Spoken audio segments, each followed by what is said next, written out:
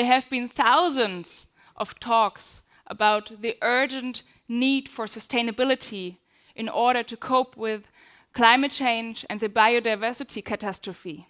Thousands of studies, thousands of books written, and demonstrations to make clear that we have to change something.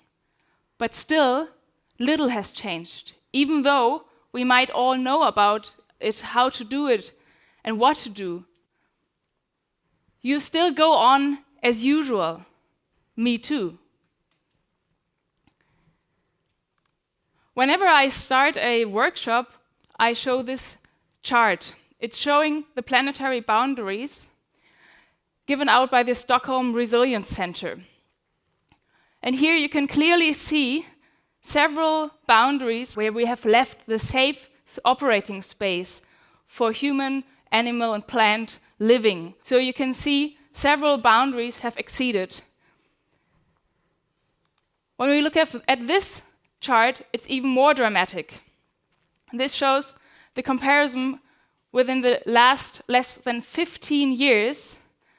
6 boundaries are crossed already. And you see the change. For example, the use of fresh water and use of land. Those 2 boundaries have crossed the safe space as well. So a few weeks ago in my workshop, I asked the participants, what can you do to be more sustainable? And some of them didn't even know one thing to answer. And the other answers were of little impact.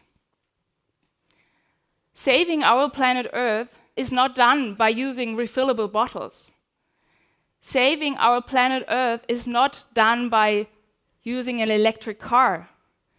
Saving our planet Earth is not done by buying organic groceries once in a while.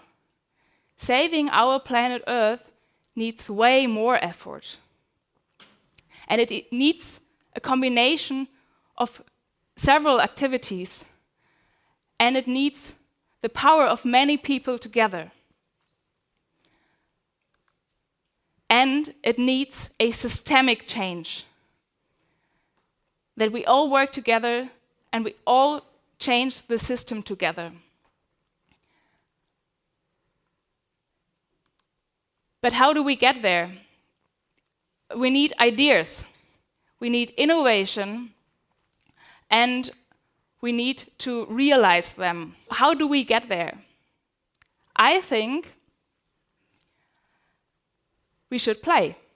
We should play more because within games you have the chance to experience, you can try out without suffering from real consequences. You can try out ideas without using real resources. So you have kind of a safe space where you can evolve and you can feel the self-efficiency and you can really go deep into a certain topic and prepare for the emergency, as we have just learned. I think self-efficiency is one important aspect that we can actually train and realize within games, and that also empowers us to actually start changing something.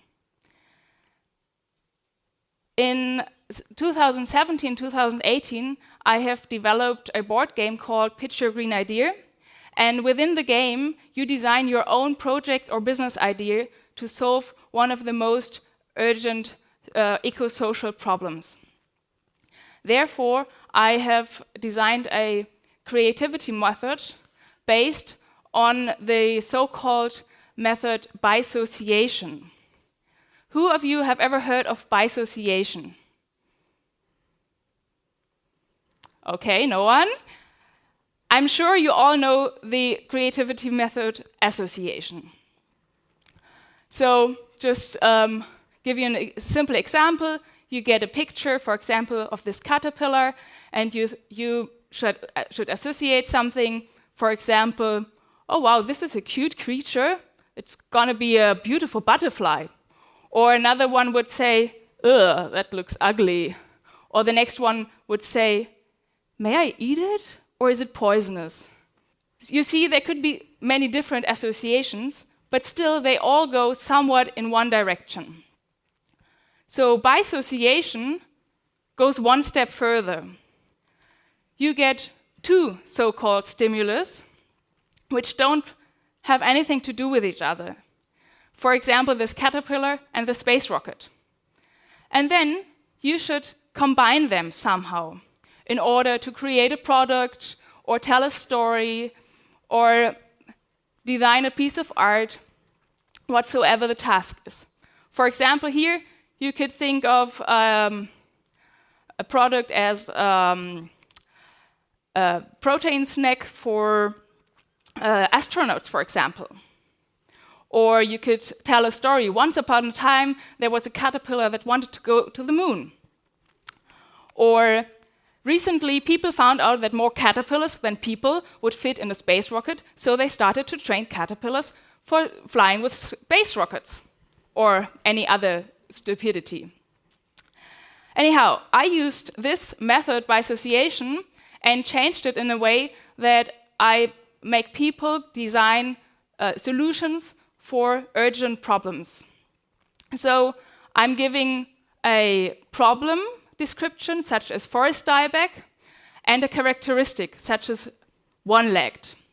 And then the task is to find a solution for the problem that somehow supports solving the problem by integrating the characteristic. So for example, in this case, I've designed this one-legged standing table for events, which is made of old Christmas trees and is a wardrobe at the same time. Just a small example. Now I want you to play with me with this small ideation game, and therefore you've all got these small playing cards on your seats, and I want to invite you to play with your neighbor now. For the online people, you have two given cards, and you may flip a coin to pick the cards. And then you stop the video and think about the solution. So you've got 4 minutes now to think about a solution and exchange your thoughts with your left neighbor.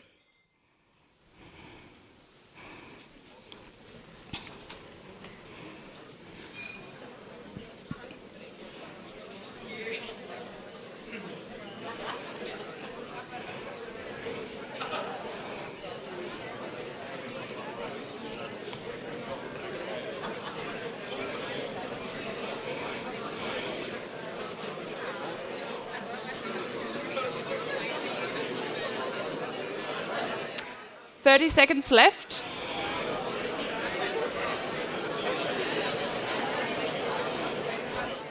I want you to come to an end, please. You may use the break later on for continuing your ideas. Is there someone who's willing to quickly share their idea? Yes, over there. Someone will bring you a microphone. Please don't read out the problem, just name it by the title and then your solution. Okay, it was shrinking biodiversity and the characteristic was analog.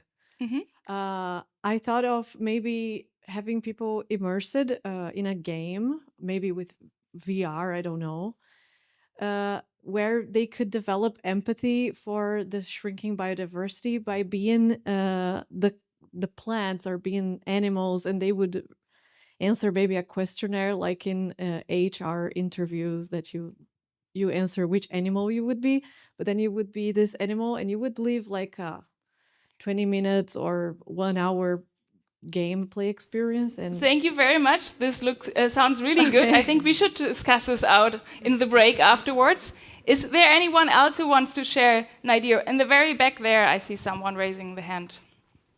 Thank you. So my problem was unhealthy diet, so everything with fast food, and the characteristic was slow. So my idea was to everyone who orders fast food online, which is very unhealthy, will get downgrade from the internet connection. So And when you eat healthy, you will get faster internet. Great, thank you.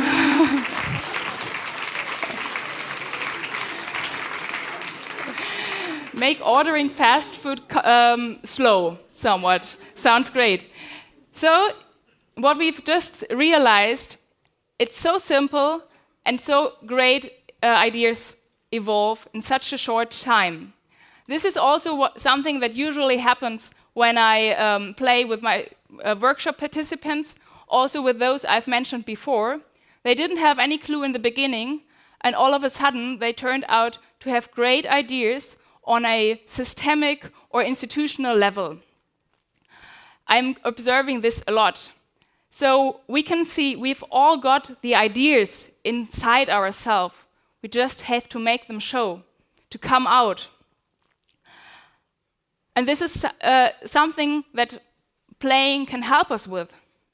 It helps us to feel the self-efficacy and to make us grow with our own ideas and to actually use our tools. When we feel self-efficacy, we realize that we are actually part of the change. So be the change. When I was thinking about how to come to a conclusion to this talk, it was giving me a hard time because, as I mentioned in the very beginning, there have been thousands of talks about the urgency of climate change and the need for sustainability.